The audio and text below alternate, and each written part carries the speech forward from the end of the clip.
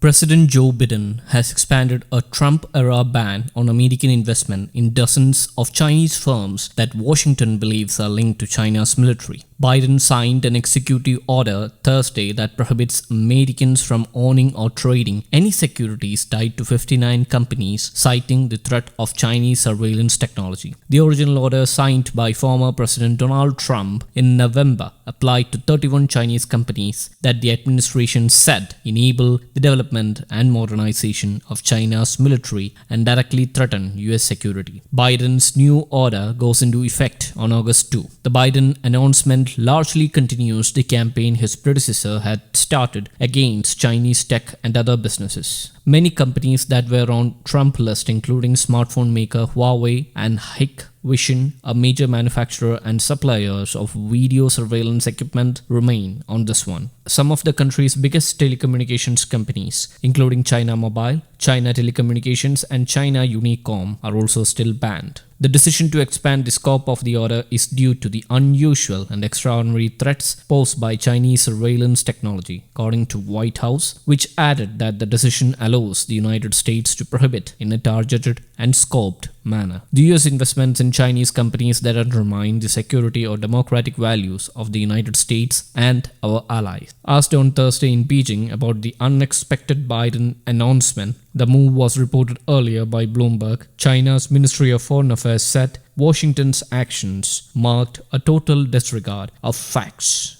The original Trump ban not only undermined the lawful rights and interests of Chinese companies, but also hurt the interest of global investors, including those in the US, spokesperson Wang Wenbin told reporters. Several of the companies that have been named in both orders have previously dismissed claims that they were tied to Chinese military as groundless. Xiaomi even successfully lobbied against its inclusion on the Trump-era list, and in May this year, the US Department of Defense and the smartphone maker reached an agreement to set aside the ban on the company. The move from Biden suggests that Washington isn't rushing to make amends with Beijing. Analysts have previously said that while Biden will likely strike a more predictable and diplomatic tone with China than Trump did, they don't expect the administration to ease up on tech and trade policy. The new order moves the world a step closer to strategic decoupling in the global financial sector, said Alexei Capri, a research fellow at Heinrich Foundation and visiting senior fellow at National University of Singapore. He added that it underscores the difficulty that American financial firms are going to have in the future trying to sort out which of their investments have ties back to the Chinese state. Political clashes have already erupted tensions between the two countries.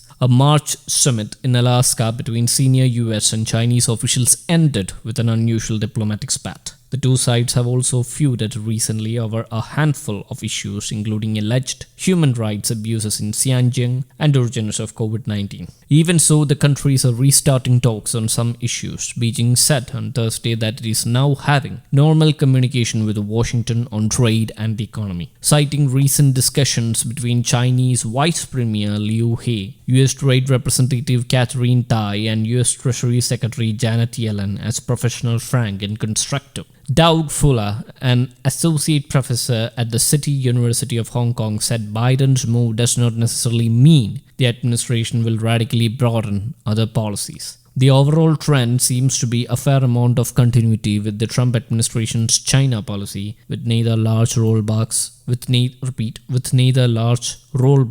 nor tripling down on sanctions and other controls, he said. News Desk Kaumudy English.